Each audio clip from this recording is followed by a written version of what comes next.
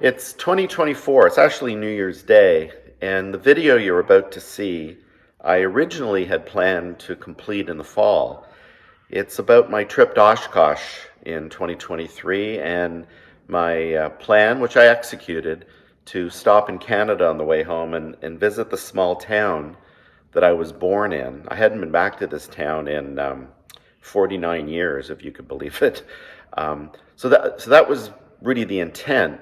I ended up experiencing a pretty serious avionics failure on that trip that led to an emergency situation. I came through it okay in the end. There was no harm done in the long run. My experience, I believe, triggered a service bulletin from the manufacturer of the equipment. So if you stay towards the end of the video, I'll summarize kind of what happened.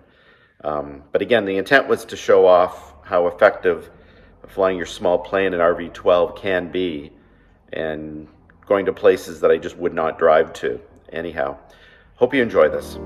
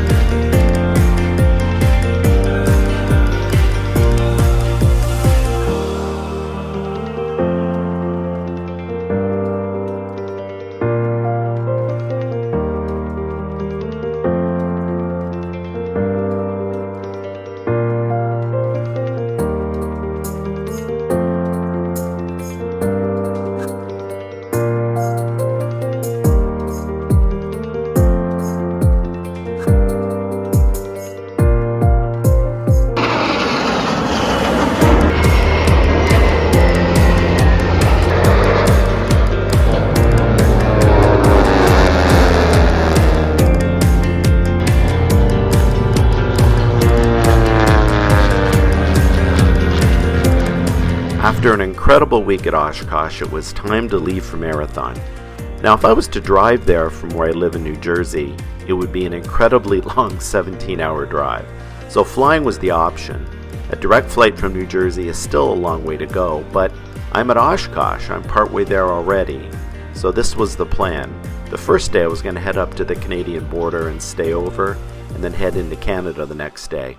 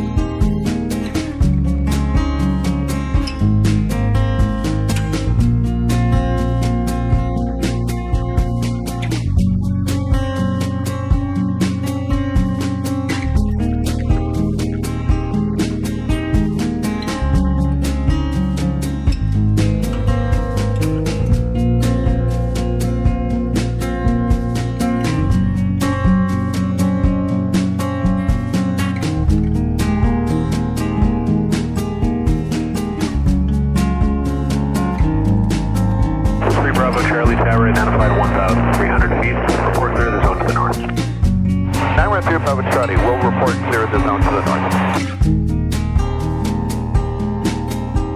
How's the zone? Oh, there it is. Oh, that's beautiful. Well, I've been flying over this overcast now for about 10, 12 minutes. Wasn't very comfortable. There's only really trees down there, and there's a highway way to my left. But I'm looking up ahead, and it's clear sky or some broken layer ahead of that. So the weather's looking really good. I'm skimming along the coastline towards the first waypoint, which is the town and airport of Wawa, and then I'll make a turn a little bit more to the west, and that'll be my last leg. So far, so good.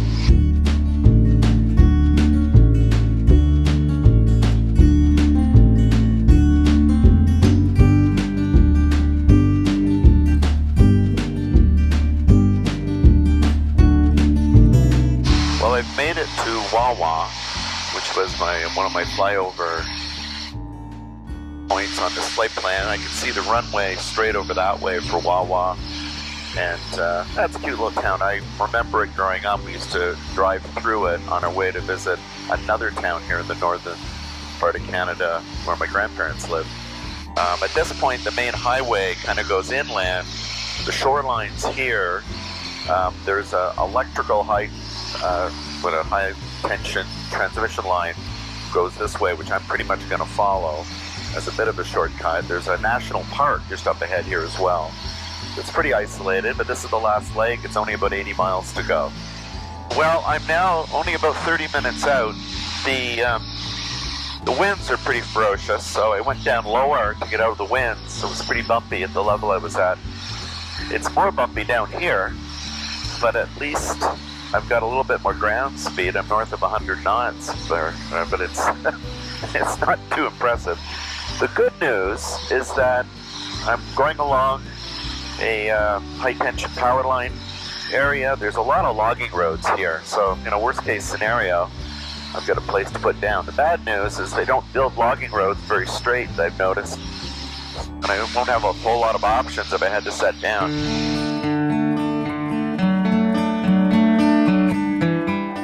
Marathon traffic, light sport is overflying the town. I'll be entering a left downwind for 3-4 at Marathon.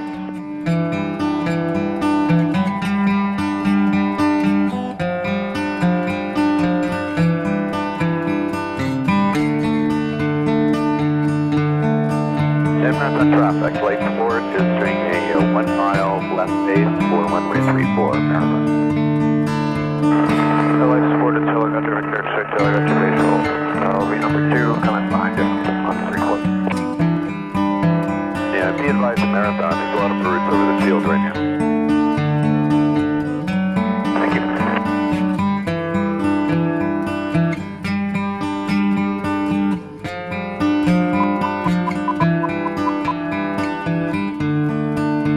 Light sport, 3-4 Marathon. Helicopter in sight.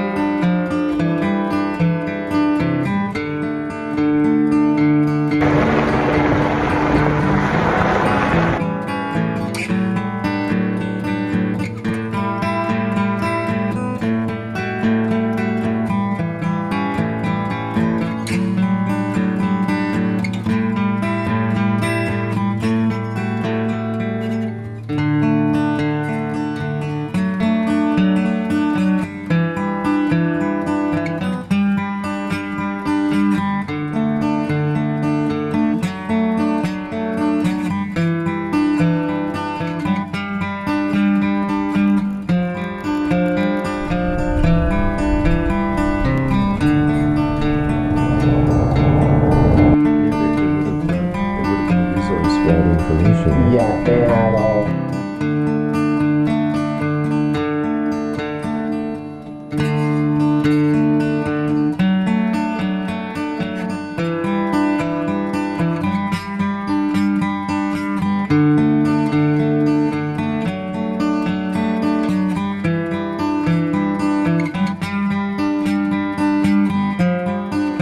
Well, this is a really beautiful morning. My last morning in marathon, probably my last time ever in marathon. So I'm about to just do my final flight briefing, file a flight plan, and then leave for Sudbury, which is my first stop. There's one issue that I've been dealing with, but I hadn't mentioned to date. Starting a couple of days ago, I was getting just intermittent failure of connection between the autopilot control panel. It's a sub panel for the Dynon and the rest of the aircraft. And it happened once or twice in my flight into Sault Ste. Marie, and it corrected itself. And then coming up here yesterday, it happened once or twice. It basically doesn't prevent me from using the autopilot, but I have to use the main Dynon screen. I can't use the sub panel buttons. What I didn't realize is that it was also interfering with my ability to manually adjust the trim. And when I landed here yesterday, I went to put my trim in a neutral position before I tied the aircraft down. I was unable to do that, and I repowered up the panel several times. I took the top Avionics shelf panel off out here, tied down in the sun. Checked all the connections. I also checked the connections on the trim itself. I put a couple of calls into Dyna yesterday afternoon. We didn't connect. It's now Saturday. So when I came to the airport this morning, I wasn't sure whether I'd be leaving because I wasn't going to take off with the nose-high trim setting and an inability to adjust the trim, obviously. I got here, a little while ago. First thing I did was powered up the panel and check the trim, and everything seems fine. So I put the trim in a neutral position. I could certainly fly with that. And I'm going to be able to get out of here, at least to a location where if I had to do a more major repair, I'd be able to do that. I really can't do anything here. This is a pretty isolated place.